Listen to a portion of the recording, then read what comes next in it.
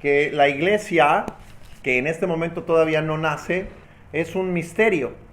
Es un misterio, según el libro de los Efesios, Pablo lo revela en el capítulo 5, versículo 32. Y también se nos dice en 1 Corintios capítulo 6, decíamos, que la iglesia juzgará junto con Jesucristo. Y Pablo escribe estas palabras y pregunta esto, dice, ¿o no sabéis que los santos, ¿quiénes son los santos? No los que son buenos, sino los que han sido apartados para Dios, ¿no? Los que han creído al evangelio, a la promesa de esta vida eterna, ¿no? A través de Jesucristo, a esta nueva relación entre el Padre, el Hijo, el Espíritu Santo y el creyente. Entonces vemos que ahí dice, ¿no sabéis que los santos han de juzgar al mundo? Los santos han de juzgar al mundo. Adri, ¿puedes recibir a los niños? Y luego dice que también la iglesia es un espectáculo universal. La iglesia es un espectáculo universal. 1 Corintios 4:9 dice, porque según pienso, Dios nos ha exhibido a nosotros los apóstoles como postreros, como a sentenciados a muerte, pues hemos llegado a ser espectáculo al mundo, a los ángeles y a los hombres. Buenas tardes, adelante, perdón que estamos aquí en la palabra metidos. Entonces la iglesia es un espectáculo universal también, ¿no? Y en este momento los apóstoles no tienen idea de estas cosas, decíamos en el estudio pasado, ¿no? Cuando le preguntaban a Jesucristo acerca de la restauración del reino. Hola, bienvenidos. De la restauración del reino, ¿no? Y Jesús les dice, no les toca a ustedes saber las razones que el Padre tiene en su sola potestad, ¿no?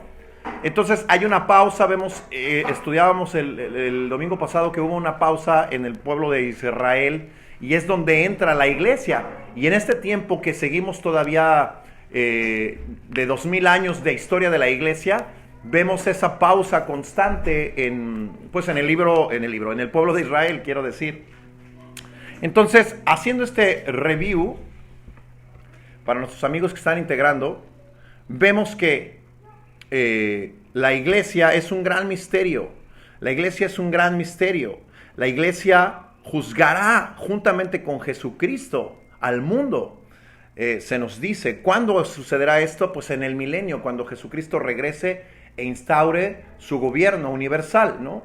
Entonces la iglesia estará juzgando juntamente con el mundo. Entonces también se nos habla de esto que decíamos, justamente, es un espectáculo universal.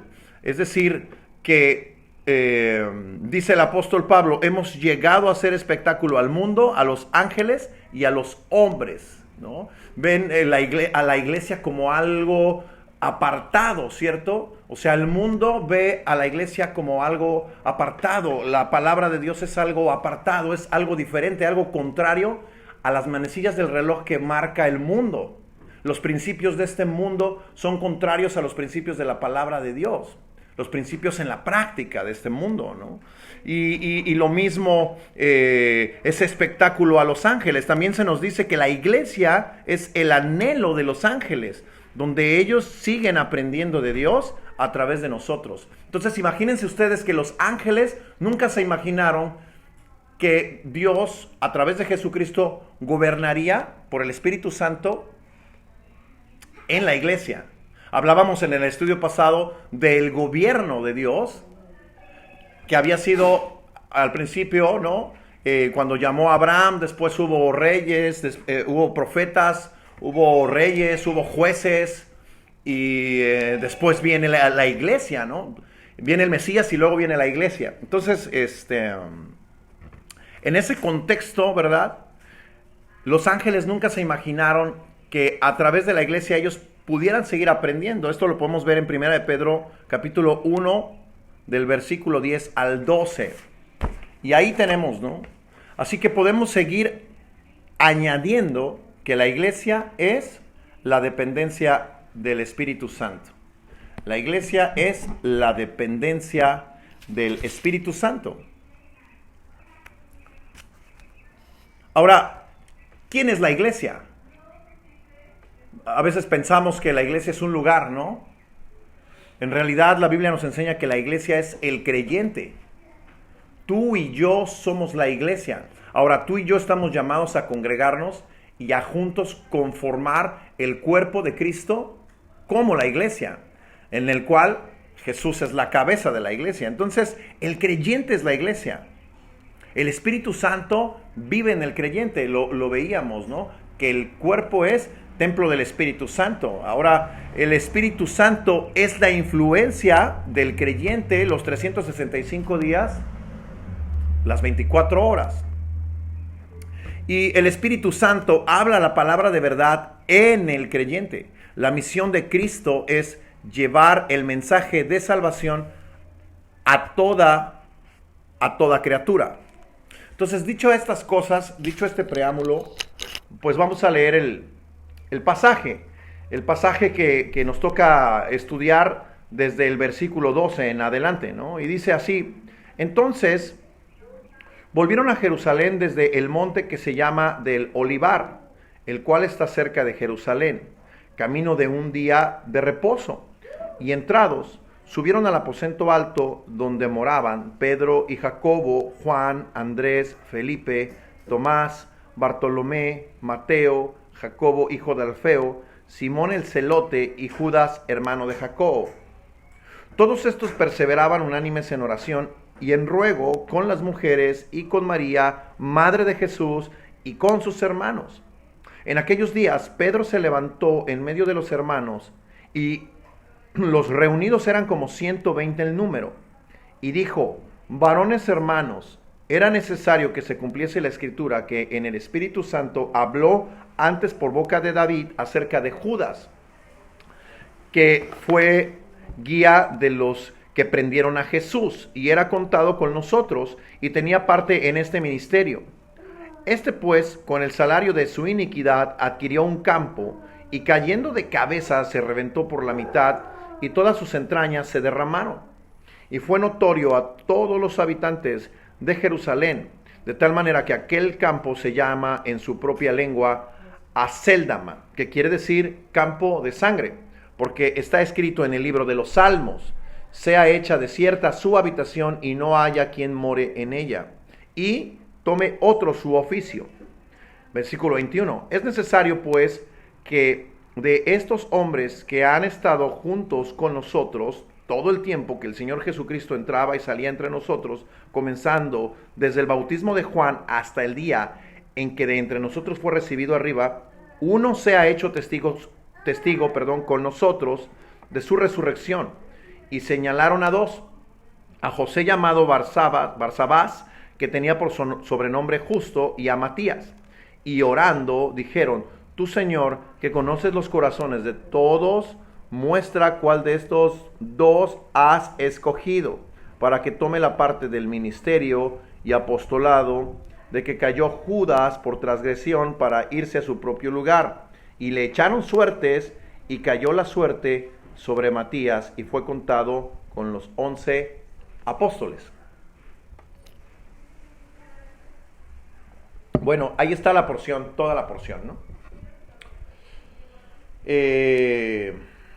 Un segundito, denme un segundito. Hay cafecito y todo, ahí hay tazas, si quieren un cafecito. Aguanten.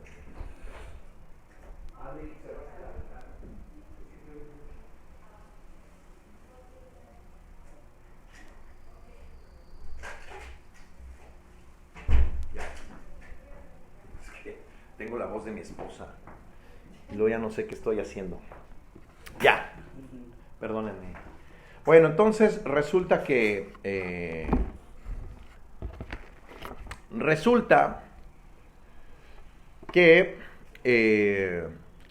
del versículo 12 que vamos a ver en adelante comienza el desarrollo apostólico. Es decir, vemos a los 12 apóstoles ya en acción, sin Jesús. Ojo, en esta porción todavía no llega el Espíritu Santo. Se supone que todos están esperando la llegada del Espíritu Santo. Entonces, este paréntesis de lo que estamos nosotros viendo, no está el Espíritu Santo. Ahora, eso dejémoslo ahí como a un ladito, ¿no? Puesto. en nuestra mente de que el Espíritu Santo todavía no llega, ¿no? Sin embargo, vemos a Pedro que toma la palabra y habla acerca del libro de los Salmos. Bueno, decimos entonces que de aquí en adelante comienza el desarrollo apostólico, ¿no? Pedro se levanta y manifiesta la necesidad de levantar a otro en el lugar de Judas. Y postula a dos personas, a Matías y a José, llamado Barsabás, apodado el Justo, ¿no? Dice en el versículo 23. Apodo, fíjense, interesante, ¿no? Porque el apodo, según de este hombre José, es según su carácter y sus características, ¿no? Y a mí me hace ver, en un paréntesis algo, ¿no? Porque de pronto nosotros somos muy dados a los apodos, ¿no? Y dices, tráete al Pelos, ¿no? O ahí me acuerdo que había un cuate que le decían, el pájaro que se cayó del nido. Otro le decían la cigüeña aplastada, o creo que era el mismo. Y apodos así que tienen mucho que ver con el carácter de alguien o con ciertas características, ¿no? Entonces, este hombre, fíjense qué interesante, porque su apodo es el Justo, ¿no? Entonces, imagínate que además lo están postulando para ser uno de los 12, los 11 apóstoles que quedaban. Entonces, efectivamente, era un hombre justo, ¿no? Era un hombre de fe, era un hombre piadoso. Lo mismo que Matías, ¿no? Ahora, quiero decirles una cosa. El propósito de los 12 apóstoles es establecer la doctrina, ¿no? Ese es su privilegio especial de los apóstoles, ¿no? Ahora, esto podemos ver algo, ¿no? Cada cual tuvo su llamado. Fíjense, José, el esposo de María, su llamado, vemos en los evangelios, que fue proteger a María, ¿no? María, su llamado de María fue aportar en su vientre al Salvador y asegurar su nacimiento y cuidado los primeros años, ¿no?, de la vida de Jesús. Así me imagino a Jesús como su pequeño, ¿no? Entonces, pues obviamente su madre fue aquella mujer que se aseguró de que Jesús pues pudiera ser un hombre, ¿no? Desarrollarlo, ¿no? Ahora, asimismo, en ese mismo llamado, los apóstoles tienen un llamado a establecer la doctrina de Jesucristo. En 1 Corintios capítulo 13, versículo 11 dice, nadie puede poner otro fundamento que el que está puesto. Es decir, la doctrina bíblica, lo que vemos en el Nuevo Testamento, es una doctrina apostólica. O sea, los apóstoles, guiados por las enseñanzas de Jesús, establecen la doctrina. Entonces, fuera de este canon, no existe otra cosa que pueda establecer una doctrina nueva.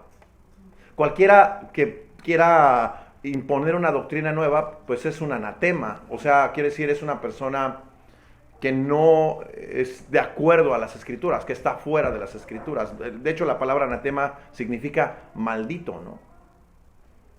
Entonces, ese es el llamado privilegioso de los apóstoles, establecer la doctrina de Jesucristo. Y el llamado del resto de la iglesia, o sea, nosotros, es predicar el evangelio desde el establecimiento apostólico de la doctrina de Jesucristo. Es decir, mi llamado como iglesia es a predicar lo que los apóstoles como doctrina de Jesucristo pues ya establecieron y está aquí. Entonces, ellos están en ese contexto, ¿no?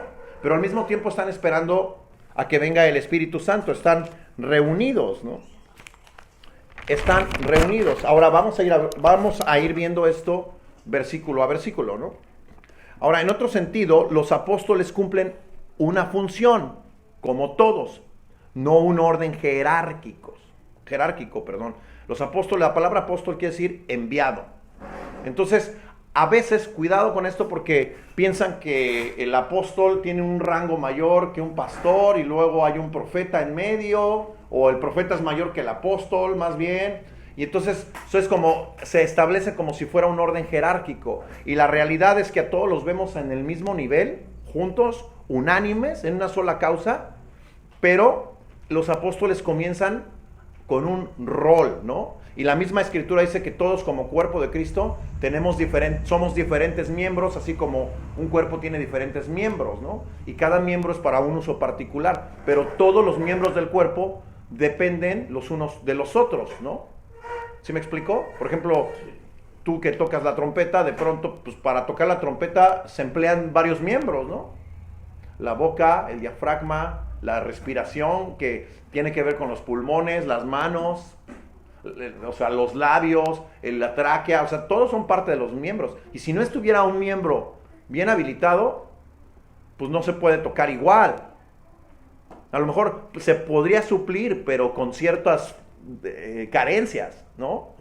Y dificultades, exacto. Entonces, la iglesia es exactamente en ese contexto un cuerpo, un organismo viviente que tiene muchos órganos, que son los dones dados por Dios a través del Espíritu Santo, que nos va a permitir ejercer los roles. Entonces, en este contexto apostólico, ellos son enviados. Y la palabra apóstol, decíamos, es la palabra que quiere decir enviado.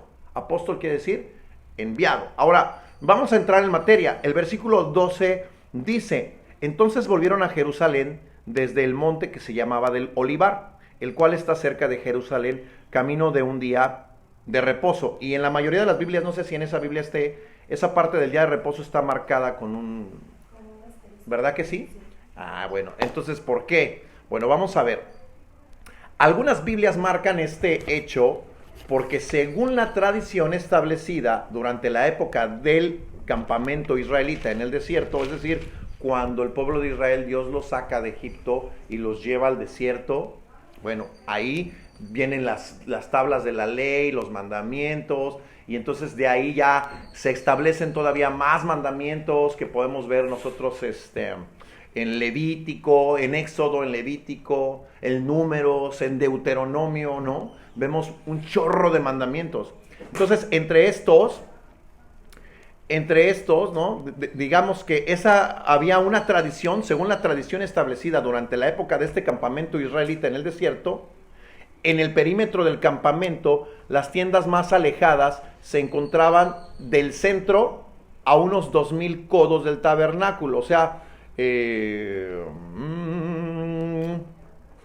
a unos 2000 codos, esto es más o menos como a unos 60 metros. Por eso, para cualquier israelita era la distancia máxima a recorrer en un día de reposo. Es decir, si tú recorrías más de esos 60 metros o 2000 codos, quebrantabas la ley, porque estabas caminando más de lo permitido. Entonces, como era un día de reposo, pues ya caminar más de eso, pues ya no era reposo.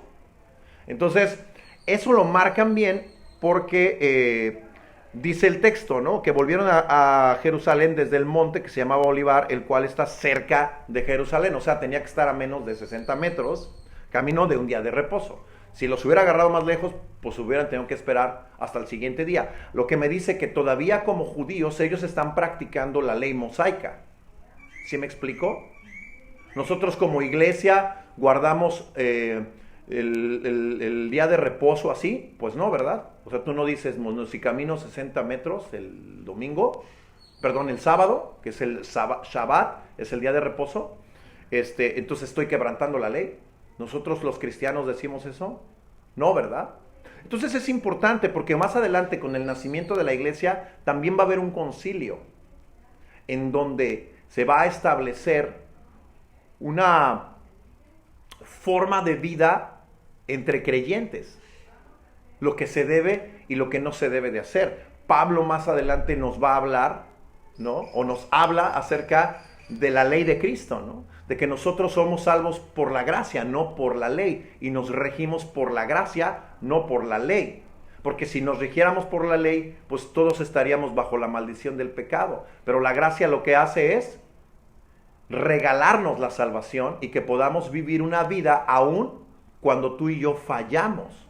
¿Por qué? Porque a través de la gracia también tenemos la justificación por medio de la fe. O sea que cuando tú crees en Jesucristo como tu Señor y Salvador y Jesucristo perdona tus pecados, lo que hace es darte su justicia. Él pone su justicia y Él te ve en Cristo perfecto, de cabo a rabo. Pero también ojo, porque Pablo dice que si la salvación es por gracia, ¿seguiremos pecando? Entonces yo digo, pues total, Jesús me salvó por su gracia, pues voy a seguir en el pecado, al fin ya soy salvo. No, dice, en ninguna manera. Porque el que ha nacido de nuevo, el que ha creído, pues ya no vive por el pecado, sino ha muerto al pecado. Entonces sí, la gracia es lo que nos permite reconciliarnos con Dios, no lo que nos permite seguir viviendo en pecado. Hay una gran diferencia y a veces pensamos como, ya hemos creído en Jesús, pues entonces síguete embriagando, síguete en el pecado, total ya soy salvo, ¿no? Pues no, eso significa que no has entendido el Evangelio. O sea, la gracia es para que tú y yo, que estamos llenos de pecados, ¿verdad? O estábamos llenos de nuestra inmundicia, podamos acercarnos a Dios a través del sacrificio de Cristo y arrepentirnos de esa inmundicia para que Cristo nos limpie de toda maldad y podernos reconciliar con el Padre y vivir una nueva vida. El apóstol Pablo dice, despójense del antiguo hombre viciado conforme a los rudimentos de este mundo y vístanse según Jesucristo.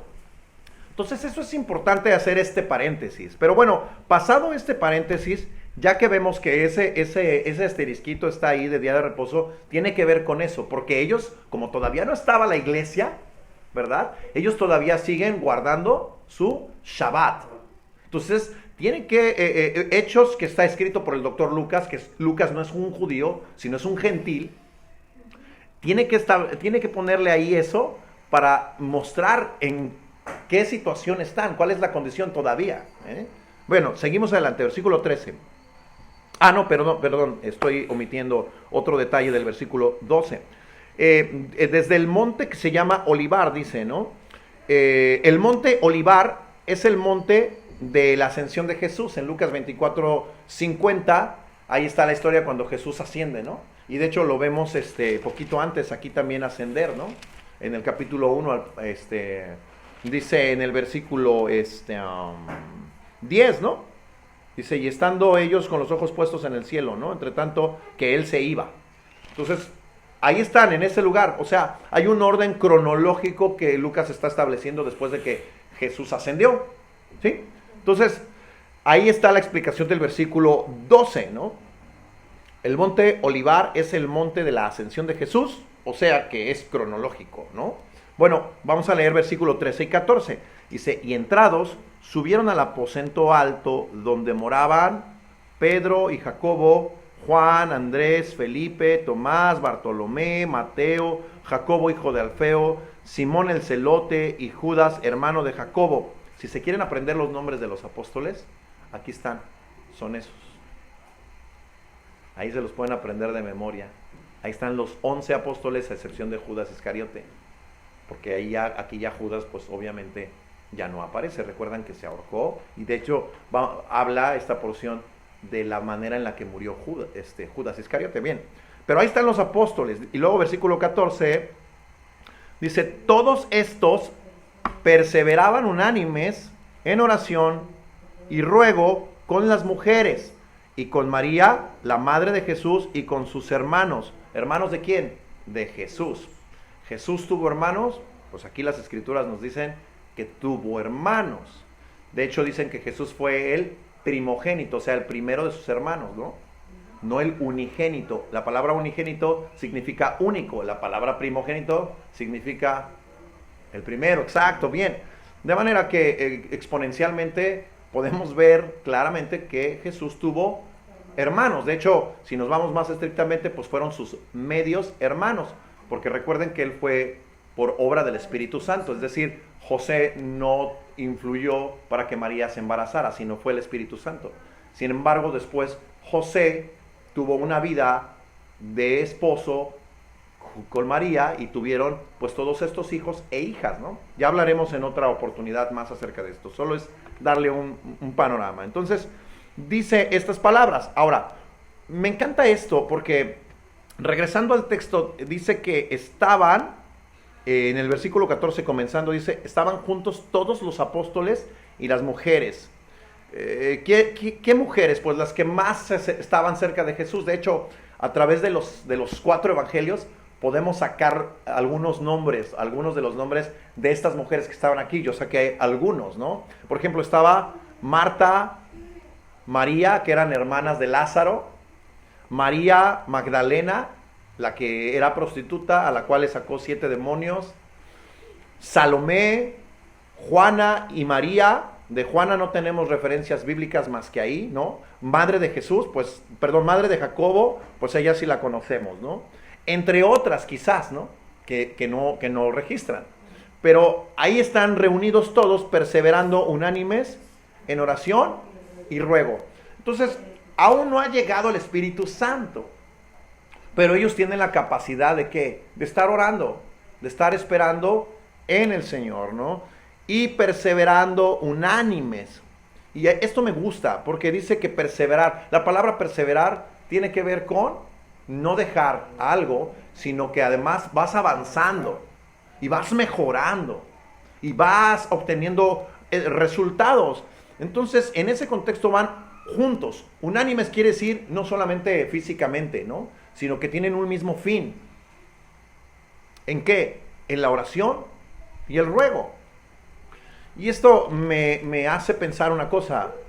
La iglesia, o sea, el grupo de creyentes, ¿no? La iglesia debe ser caracterizada por una iglesia de oración y ruego, pero también de unanimidad. Es decir, decíamos la vez pasada, o sea, si tú has creído en Jesucristo y el Señor ha perdonado tus pecados, te ha dado una vida nueva y tú dices hoy por hoy, como que me siento limpio, como que ya no me siento como antes pecaminoso y así, como que ahora ya incluso me está costando trabajo, como cuando peco así normal o digo cosas que siento algo aquí, como que no está padre, como que ya no me gusta, como que siento que le estoy fallando a Dios, como que no le agrada. Bueno, en ese contexto nosotros vemos que pues el Señor nos ha dado ya su Espíritu, nos ha hecho caminar. Y esto nos lleva a otra cosa, a pensar que es necesario juntarnos como iglesia, decíamos la vez pasada, con otros creyentes. ¿Para qué? Para que como tizones encendidos, como brasitas de esas del... ¿Cómo se llama? Lo que le ponen para las carnes asadas. Del carbón. No se apaguen. O sea, si una brasita... Están ahí las brasitas. ¿Y qué onda? Pues las juntas y le estás soplando, pues se prende así.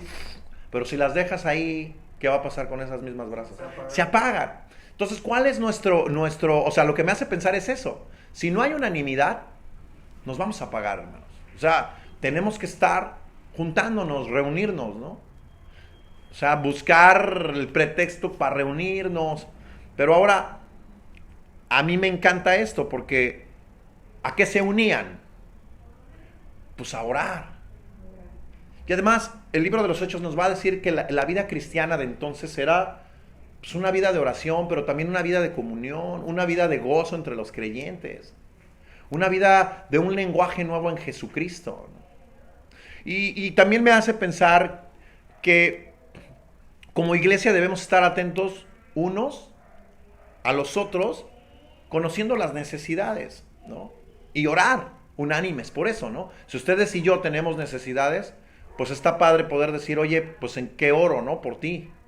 Y poderles decir yo en qué pueden ustedes orar por mí. De esta manera seguimos encendidos, ¿no? Ahora dice, no, o sea, yo veo esto, ¿no? O sea, estamos para orar por las necesidades, no para chismear las necesidades, ¿no? O criticar las necesidades, o denostar las necesidades delante de otros, ¿no? Decir, oye, pues me estás quemando, ¿no? Pues ¿de qué se trata? O juzgar las necesidades de otros, ¿no? Oye, de pronto dices, ¿sabes qué, hermano? Necesito que ores por mí porque estoy batallando con, no sé, el chisme, ¿no? Por ejemplo, o estoy batallando con el dinero, las finanzas, o con algún pecado. Y entonces el otro, en vez de ser unánime, va y lo chismea, ¿no? Y dice, bueno, pero es que es para que oremos, ¿no? No, o sea, la realidad es que estemos en esa comunión de saber que lo que a ti te afecta, a mí también me afecta. En el contexto de tener esa carga por ti y orar por tus necesidades, para que tú también ores por mis necesidades, porque así como a mí me afecta lo que a ti te pasa, a ti puede afectarte lo que a mí me pase, dentro de lo que es la iglesia. Entonces, unánimes me habla de eso, de juntos, de un mismo fin. No, es decir, aunque pareciera, pues no somos una iglesia de domingo. Aunque pareciera, ¿no? De que nos vemos cada domingo, pero realmente la iglesia es de un día a día.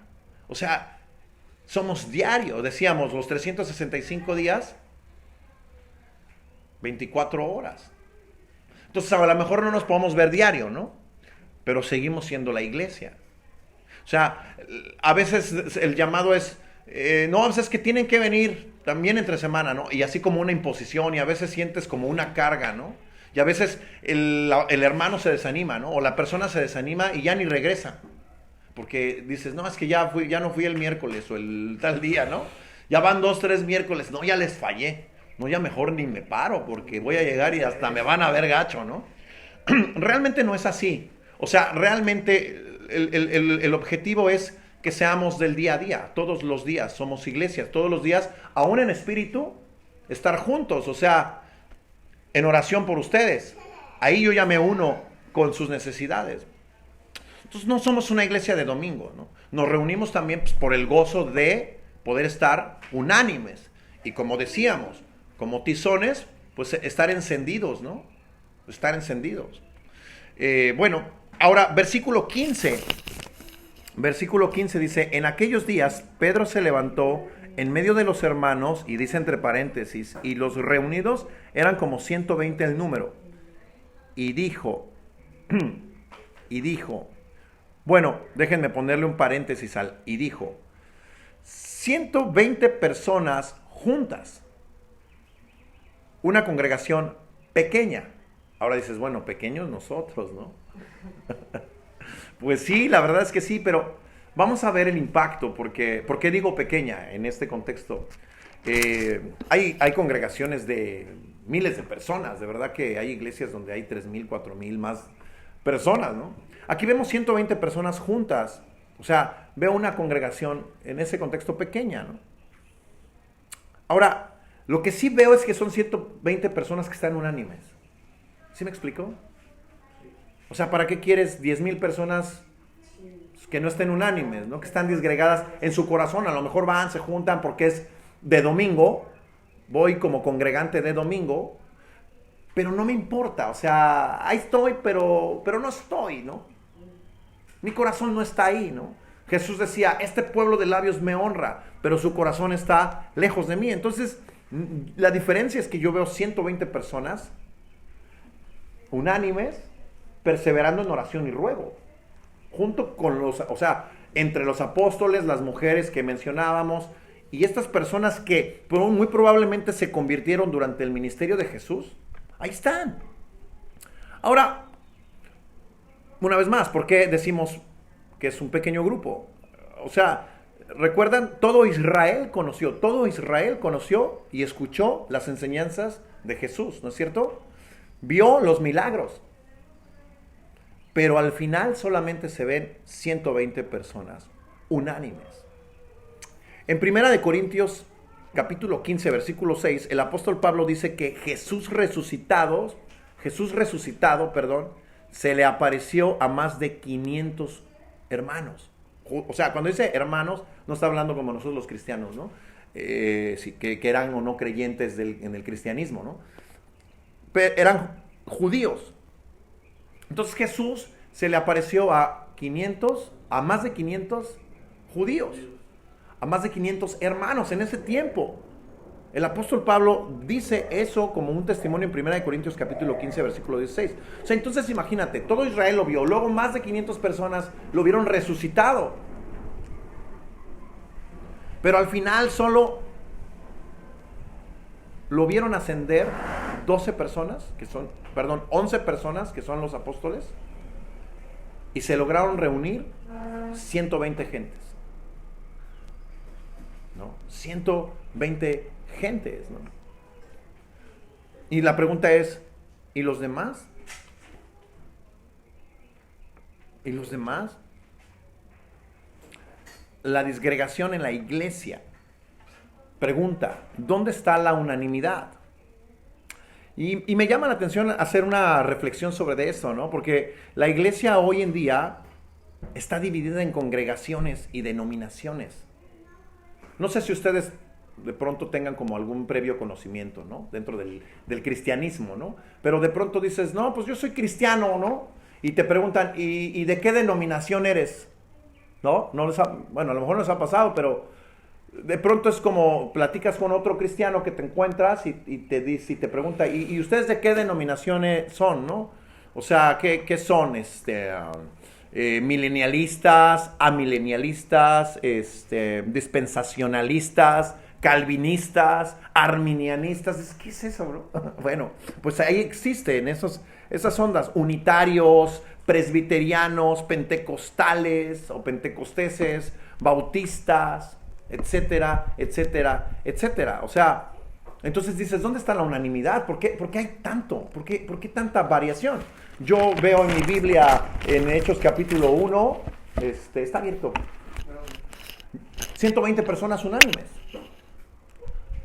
Era el grupo de creyentes que existía. La iglesia, sin saber que era la iglesia en ese momento, eran 120 personas. Un segundito. Adri, ¿podría recibir a Julieta, Adri?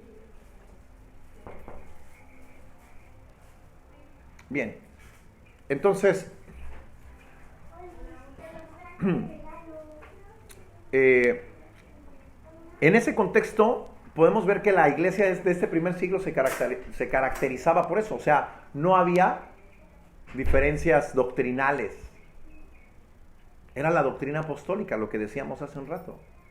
No había una diferencia doctrinal, ¿no? No había una separación, una división. Es que nosotros somos presbiterianos, no, nosotros somos pentecosteses, no, es que nosotros adoramos así, nosotros hacemos esto. Pues nosotros no estamos de acuerdo con aquello.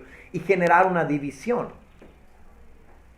Realmente yo veo, por ejemplo, que la Iglesia Universal de Cristo, el apóstol Pablo dice, es el creyente donde en cualquier lugar invoca el nombre de Jesús.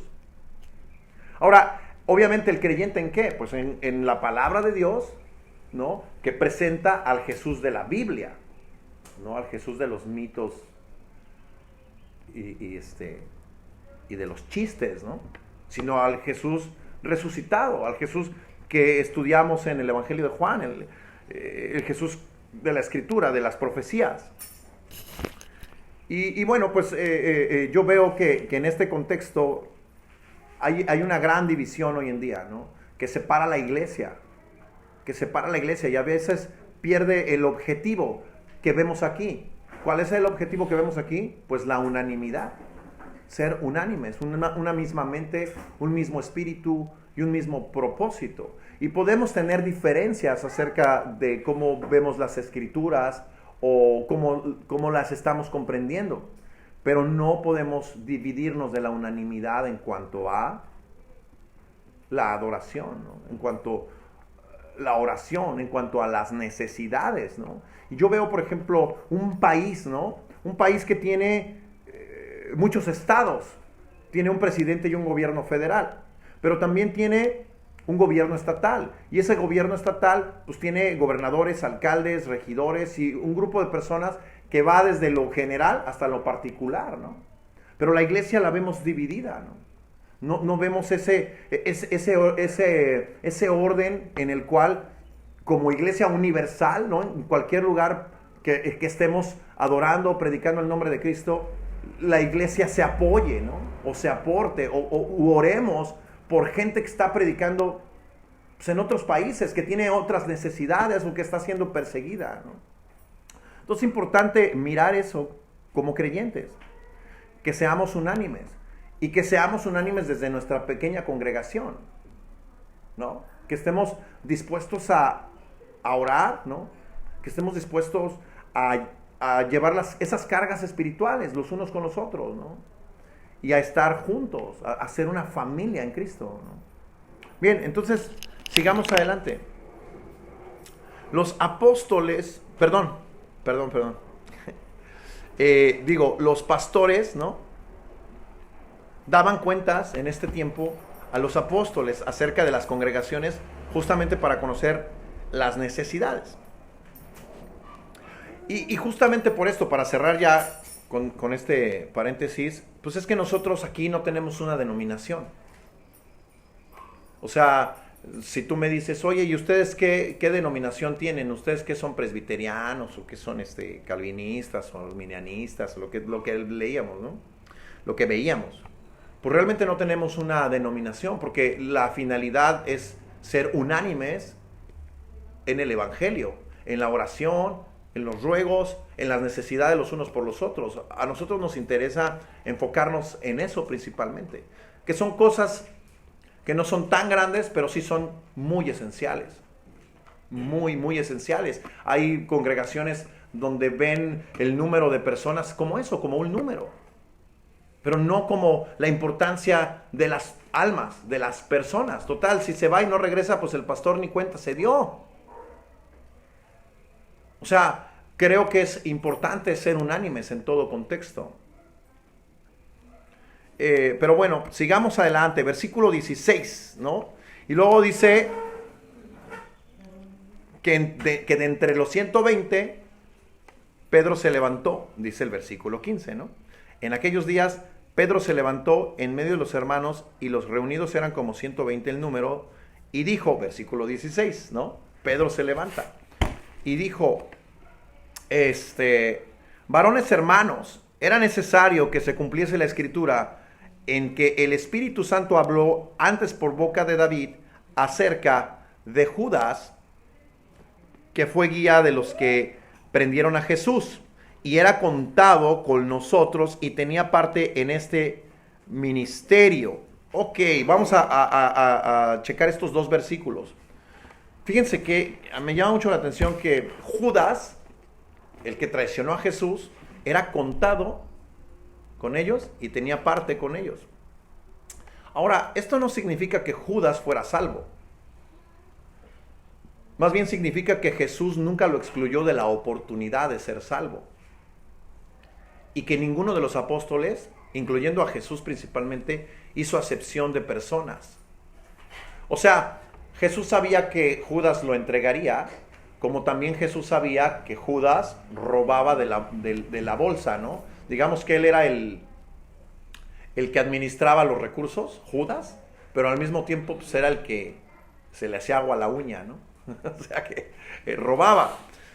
Y nunca fue excluido y nunca lo cuestionaron en ese contexto, porque siempre hubo como que la mano extendida para la gracia de que Judas pues creyera. Ahora, esto me hace pensar que hay muchas personas, ¿no?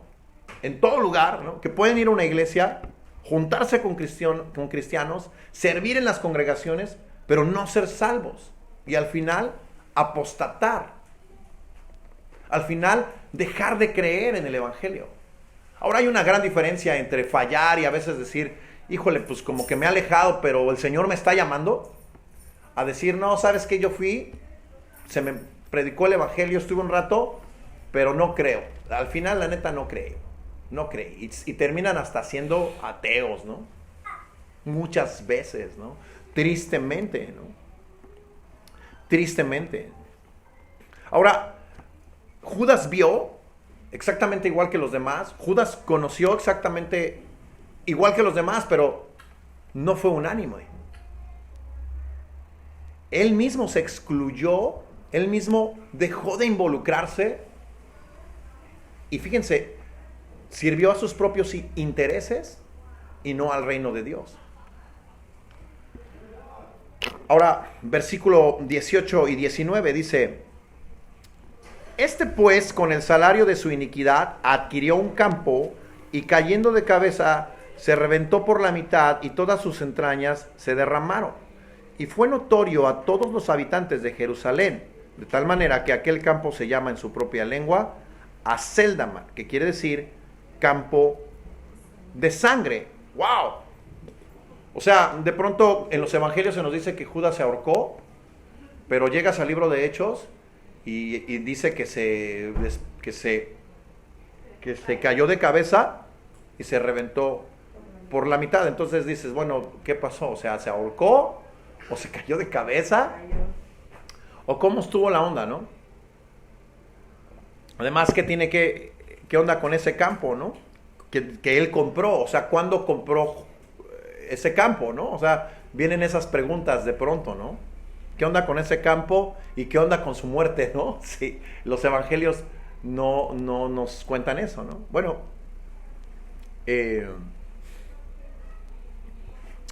primero quiero decirles que al final la tragedia de la muerte de Judas nos dice mucho, ¿no? Él pareciera ver, ¿no? O hizo ver que se sometía a Cristo como un creyente del reino de Dios, ¿no? Pero al final vemos que él se sometió a sí mismo y su deshonra fue grande, ¿no? Justamente en Mateo, acompáñenme a Mateo capítulo 27.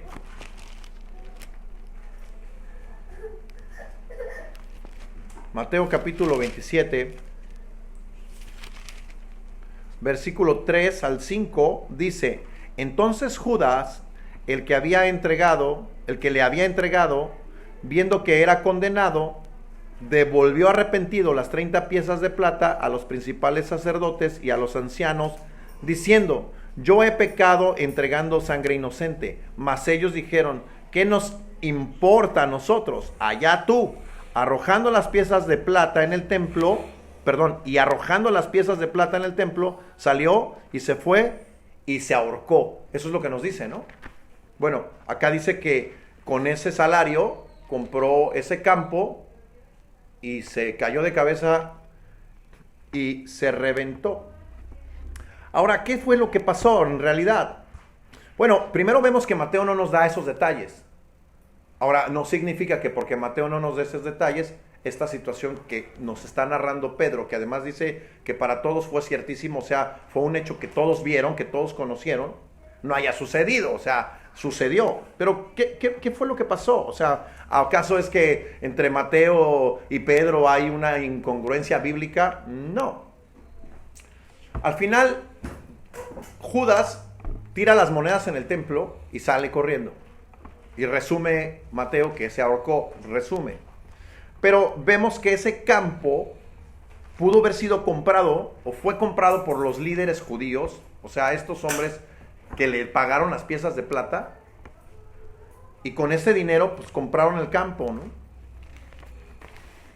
Y en ese campo comprado, con ese dinero, Judas llegó y se ahorcó, ¿no?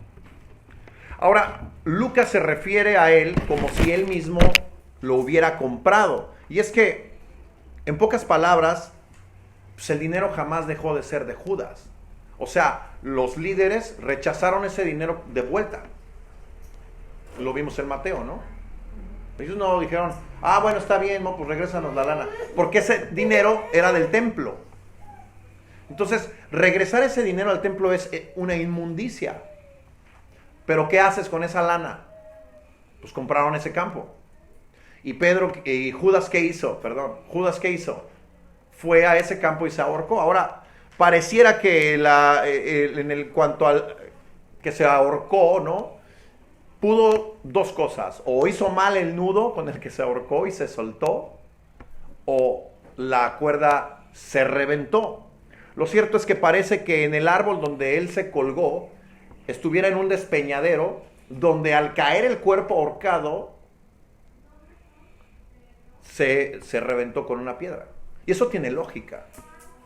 Eso tiene lógica, ¿no? Entonces, de esta forma, vemos cómo la trágica historia de Judas, quien se apartó de la unanimidad, quien se apartó del llamado de Dios, ¿no?, terminó. Ahora, versículo 20, dice: porque está escrito en el libro de los Salmos: sea hecha desierta su habitación y no haya quien more en ella, y tome otro su oficio. Versículo 20, interesante. Pedro toma como referencia la palabra, o sea, esta profecía de los Salmos, para tomar una decisión. ¿Qué dice Proverbios capítulo 3? Acompáñenme a Proverbios capítulo 3. Versículo 5 y 6. Y eso debe ser un principio y un estilo de vida para todos nosotros. Proverbios 3, 5 y 6. Dice: fíate de Jehová de todo tu corazón y no te apoyes en tu propia prudencia. Reconócelo en todos tus caminos y Él enderezará tus veredas. O sea que parece que Pedro se está fiando de Dios para tomar una decisión y cita la Escritura, ¿no? Ok, entonces entre el versículo 21, 22 y 23, o del 21 al 23, Pedro toma como referencia a dos hombres, ¿no?, que mencionábamos, que tienen como características que estos dos hombres habían estado con los apóstoles todo el tiempo, que conocieron físicamente a Jesús y que estuvieron desde el comienzo hasta el final del ministerio de Jesús, como todos los demás. O sea, no era cualquier gente. Fue gente que siempre estuvo ahí, que manejó un perfil bajo, no los vemos en los evangelios, pero ellos estaban ahí. Recuerden que hubo mucha gente, que Jesús tuvo muchos más discípulos. Vemos que muchos de sus discípulos en Juan capítulo 7 le abandonaron, ¿no? Pero aquí vemos a estos dos hombres en Hechos que siempre estuvieron con Jesús. Entonces, esas características hacen que Pedro comience a pensar que es necesario que ellos, los apóstoles, levanten a un hombre que quede en lugar de Judas. ¿Para qué? Para completar el número de los 12, ¿no? De los cuales llamó Jesús a ser apóstoles. Entonces, todo parece indicar que Pedro está haciendo lo correcto. Todo parece indicar que las cosas se están llevando a cabo. Ahora, vamos a recapitular en puntos. 1. Pedro ya es restaurado por Jesús. En el Evangelio de Juan, al final, vemos a un Pedro restaurado por Jesús. 2. Después de que lo negó 3 veces, todo este rollo. 2. Pedro toma la escritura como dirección, lo cual es correcto. Y es importante que todos nosotros tomemos la escritura como dirección, ¿no? Bien, ahí está. Ahora, 3. Pedro tiene dos referencias importantes, dos hombres piadosos muy especiales para los apóstoles. Ya lo vimos. Ahora, versículo 24, ¿qué dice en el versículo 24? Y orando, dijeron: tú, Señor, que conoces los corazones de todos, muestra cuál de estos dos has escogido. Así que en el versículo 24 vemos que ora Pedro. Entonces tenemos que Pedro toma las escrituras, tiene la referencia, oran y van a tomar una decisión. O sea, están haciendo lo correcto, ¿no? Entre lo que vendrían siendo los pasos para tomar las mejores decisiones de tu vida, ¿no? Podríamos hacer un libro, decir cómo tomar las mejores decisiones de tu vida. Y ahí está, eso es correcto. Es una forma correcta. Así que con todo esto que vemos, parece no haber duda de que Matías es el 12º apóstol. Entonces, si Matías es el 12º apóstol, tú y yo podemos preguntarnos, ¿qué onda con el apóstol Pablo? ¿Es el 13º apóstol? Porque el apóstol Pablo aparece mucho después del capítulo 7. Y es considerado apóstol. De hecho, Pablo en todas sus epístolas escribe Pablo, apóstol de Jesucristo. ¿No es cierto? Entonces, ¿quién es el apóstol? ¿Matías o Pablo? Es una pregunta interesante. Bueno, vamos a poner las bases. Pareciera que en el caso de Matías, pues ya está resuelto. Él es el 12º apóstol. Solo que hay un pequeño detalle. ¿Recuerdan que titulamos el día de hoy esta prédica como tomando decisiones sin el Espíritu Santo? Bueno, ahí está el detalle. El Espíritu Santo no se ha derramado. Vemos que en esta porción es un paréntesis. Va a comenzar la iglesia. El Espíritu Santo no ha sido derramado.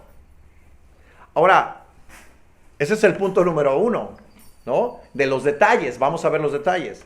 Punto número 2. En el versículo 4 de Hechos, de este mismo capítulo, en el versículo 4, Jesús les dijo que esperaran la promesa del Padre. ¿Y cuál es esa promesa? Pues recibir el Espíritu Santo. Versículo 8 dice que recibirían poder para ser testigos. ¿No es cierto? Eso significa que tendrían poder para predicar el Evangelio, que recibirían poder del Espíritu Santo. 3. No era un momento para decidir quién ocuparía o no el lugar de Judas. Era un momento para estar unánimes en oración, esperando el Espíritu Santo. Jesús nunca le dijo a Pedro que él tomara esa decisión. 4. El llamado apostólico siempre lo hizo directamente Jesús. Jesús nunca encomendó a alguien que fuera a buscar a a otra persona para hacerla apóstol. ¿Quién los llamó? Jesús, directamente, a los 12. A nadie más se encomendó. Punto número 5. Los apóstoles no solo no conocen aún el poder del Espíritu Santo en ellos. Ellos no han recibido el Espíritu Santo. No saben cómo va a actuar el Espíritu Santo en ellos. No tienen idea. Y además, no saben que la iglesia está por nacer y explotar. Pero Pedro se está anticipando a tomar una decisión. Ahora, evidentemente, oran, ¿no? Y esto me hace pensar de 3 respuestas que Dios siempre tiene para ti y para mí. ¿Quieres conocer esas respuestas? Porque probablemente tú estás haciendo lo que Pedro y decíamos está bien. Pero siempre hay 3 respuestas que Dios nos da. Dice, la primera respuesta es que Dios le diga a tu oración, sí. Que digas, ¿qué te dijo Dios? Pues que sí. La segunda respuesta es que Dios te diga, no. ¿Qué te dijo Dios? Pues que no. Pero la tercera respuesta es, espera. ¿Qué te dijo Dios? No me ha dicho que sí, no me ha dicho que no. ¿Qué te ha dicho? Que espere. ¿Qué le dijo Jesús a los apóstoles? Esperen la promesa del Padre. Pero Pedro no está esperando la promesa todavía. O sea, sí la está esperando, pero ellos ya están tomando decisiones. Y repito, el Espíritu Santo todavía no viene sobre de ellos. Un segundo.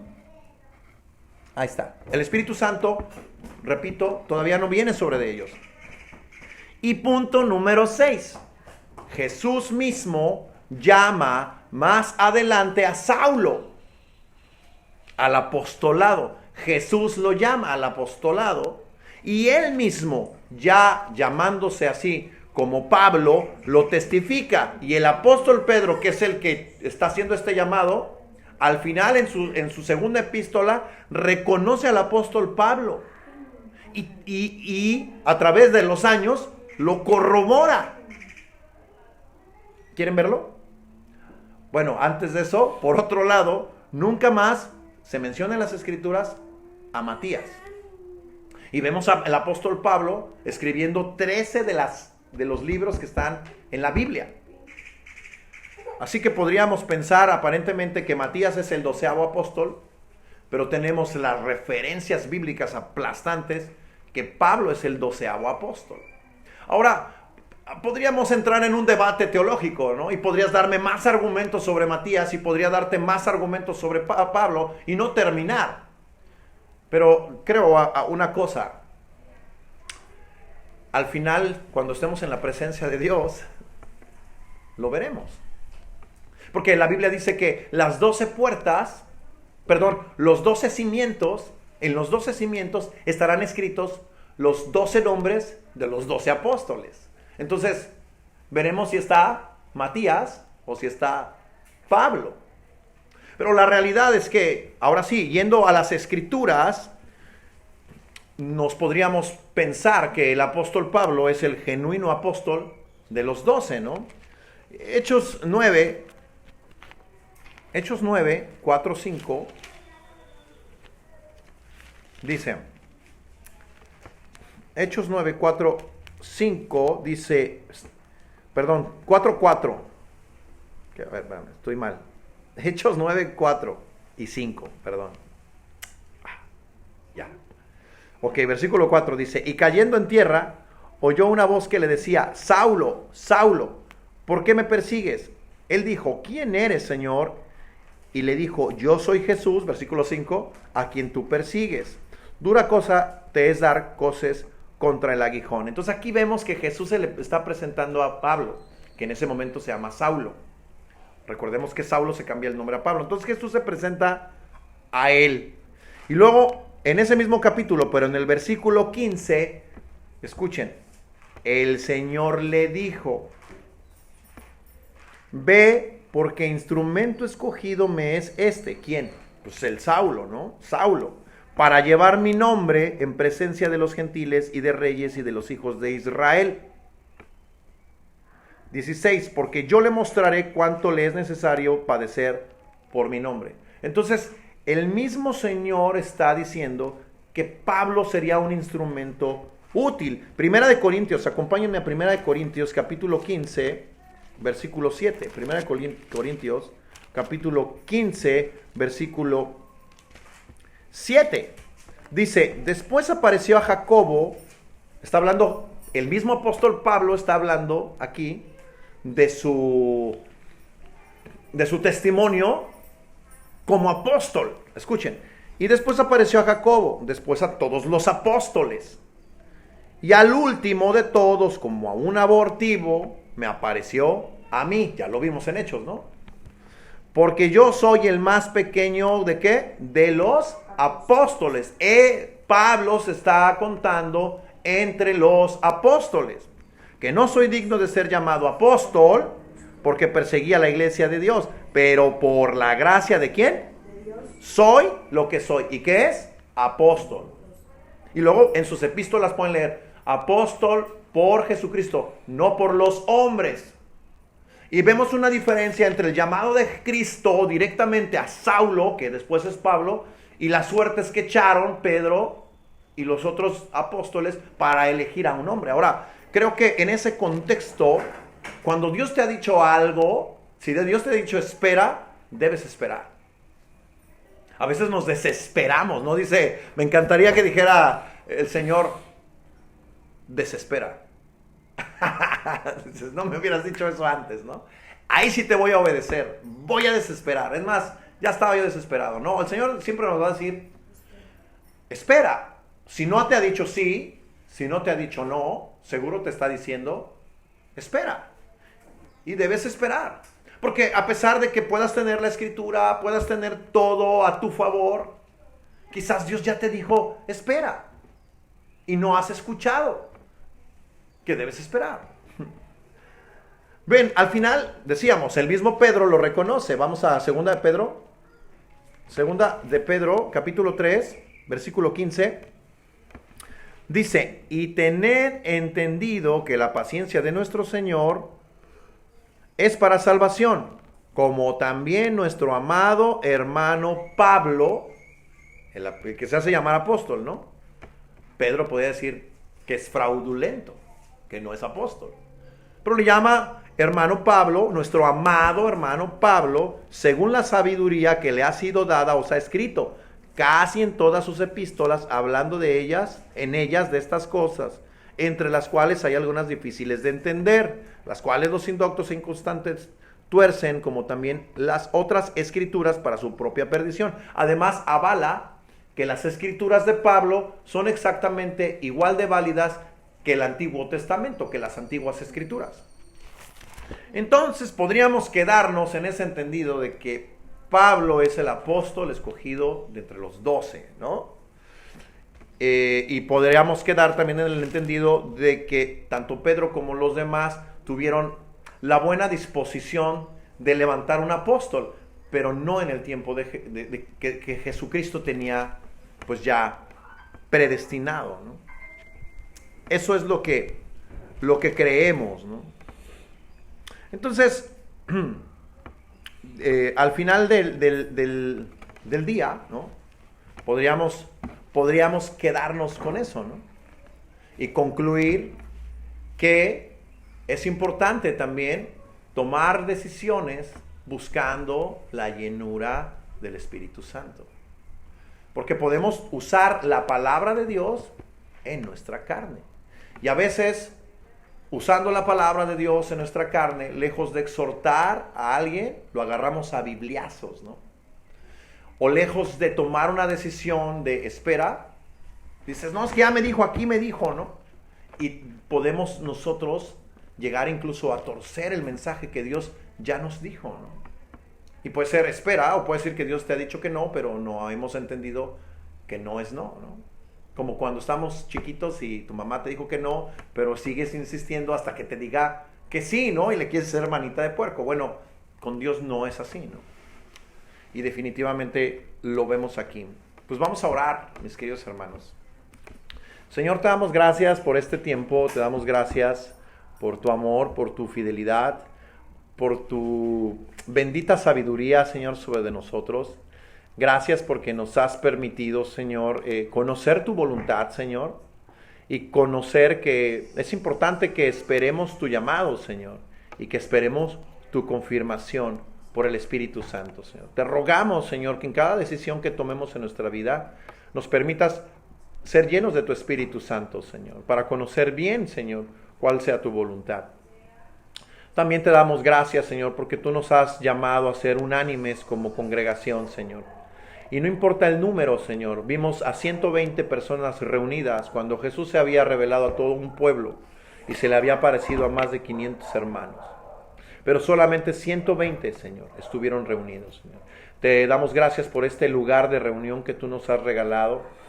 Que no importa, Señor, si estuviera lleno o que somos pocos, Señor. Porque al final lo que nosotros queremos, Señor, es tu Espíritu, Señor. Es tu palabra, Señor. Es que tú sigas transformando nuestra vida, que no nos dejes igual. Y ser unánimes, Señor. Ser unánimes.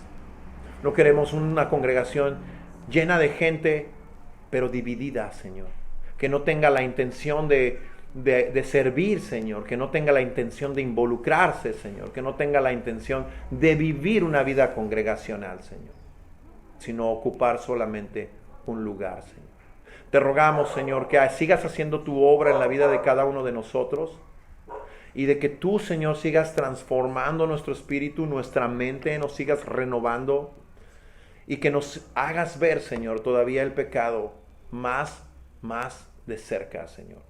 Te damos gracias porque tú eres fiel, porque tú eres bueno y porque aun cuando fallamos, Señor, tú no nos recriminas, sino tú, Señor, siempre estás dispuesto a levantarnos, Señor. Gracias por tu nombre, bendito Padre Celestial, en el nombre de tu Hijo Jesucristo. Amén.